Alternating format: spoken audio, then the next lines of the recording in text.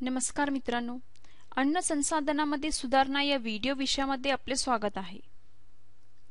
या विषयामध्ये आज आपण शिकणार आहोत अन्न संसाधने सुधारण्याची गरज, खाद्य उत्पादनात आपल्या देशाची प्रमुख प्रगती, आपल्या देशात वेगवेगळ्या प्रकारची पिके घेतली जातात, भारतात पिके घेण्याचे ऋतू, पीक संसाधना सुधारणा, पिकांच्या प्रकारात सुधारणा, पीक उत्पादन व्यवस्थापन आणि पीक संरक्षण व्यवस्थापन। तर चला प्रथम आपण बघू अन्न संसाधने। सर्व सजीवांना अन्नाची गरज असते। अन्नापासून कार्बोदके, प्रथिने, मेद, खनिज तसेच जीवनसत्वे मिळतात। आपल्या शरीराच्या योग्य वाढीसाठी, विकासासाठी तसेच पोषणासाठी या सर्व अन्न घटकांची गरज असते।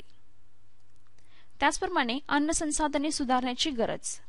भारत हे दाट लोकवस्ती असलेले राष्ट्र आहे। या सर्व लोकांसाठी भरपूर अन्नाची गरज आहे। ही वाढती गरज पूर्ण करण्याकरिता जास्त जमीन लागवडीखाली आणली पाहिजे। आपल्याला अन्नाचे उत्पादन वाढविण्यास तसेच पिकांचा दर्जा सुधारण्यास चांगल्या शेती पद्धतीची गरज आहे। त्याचप्रमाणे आपण येथे बघू खाद्य उत्पादनात आपल्या देशाची प्रमुख प्रगती। हरित क्रांती, त्याच्या विविध आणि गुणवत्तेच्या पीक उत्पादनात वाढ। त्याचप्रमाणे श्वेत क्रांती, दूध उत्पादनात वाढ। मत्स्य क्रांती, मासे उत्पादनात वाढ। आपण येथे चित्रात बघू शकतो। आता आपण बघू आपल्या देशात वेगवेगळ्या प्रकारची पिके घेतली जातात। धान्य, गहू, तांदूळ, मका, बाजरी आणि ज्वारी गरजांसाठी कार्बोदकामध्ये ऊर्जा प्रदान करतात। त्याचप्रमाणे डाळी, वाटाणे, सोयाबीन, हरभरा, उडीद, मूग व मसूर शरीराच्या विकासासाठी प्रथिने प्रदान करतात। त्याचप्रमाणे तेलबिया, सोयाबीन, भुईमूग, तीळ, मोहरी इत्यादी आवश्यक मेद निर्माण करतात। त्याचप्रमाणे भाजीपाला, मसाले आणि फळे कार्य करण्यासाठी शरीरामध्ये जीवनसत्वे आणि खनिजे निर्माण करतात। चारा पिके, गवत पाळीव प्राण्यांच्या अन्नासाठी वापरले जाते। आपण येथे चित्रात बघू शकतो।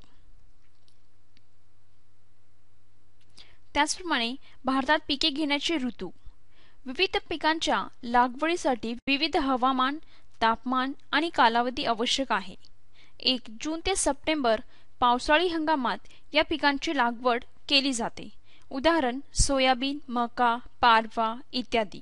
त्याचप्रमाणे ऑक्टोबर ते जानेवारी हिवाळा हंगामात या पिकांची लागवड केली जाते।